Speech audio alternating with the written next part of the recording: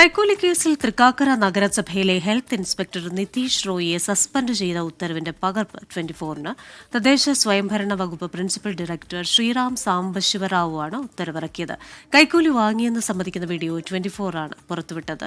S Shyamkumar ചേരുന്നു കൊച്ചിയിൽ നിന്ന്. Shyam, good morning. 24 പുറത്തുവിട്ട ഒരു വാർത്ത, അതിന്മേൽ ഇപ്പോൾ നടപടി, അതിന്റെ വിശദാംശങ്ങൾ നമുക്ക് ലഭിച്ചിട്ടുണ്ടല്ലോ. എന്തൊക്കെയാണ് ഈ ഉത്തരവിൽ പറയുന്നത്?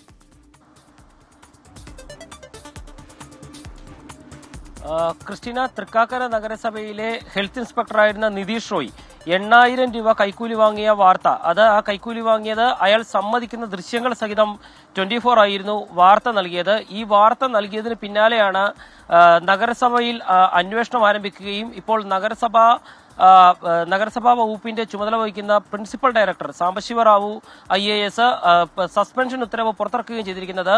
ഈ ഉത്തരവിൽ കൃത്യമായി പറയുന്നുണ്ട്, ഈ ഉദ്യോഗസ്ഥൻ കൈക്കൂലി വാങ്ങിയ വിവരം 24 ന്യൂസ് വാർത്ത പുറത്തുവിട്ടതിന് പിന്നാലെയാണ് നടപടിയെടുക്കുന്നത്. വകുപ്പിനും പൊതുജനങ്ങൾക്കും അവമതിപ്പുണ്ടാക്കുന്ന രീതിയിൽ ഈ ഉദ്യോഗസ്ഥൻ പെരുമാറി, അതുകൊണ്ട് തന്നെ അദ്ദേഹത്തെ സസ്പെൻഡ് ചെയ്യുന്നു എന്നുള്ളതാണ് പറഞ്ഞിരിക്കുന്നത്.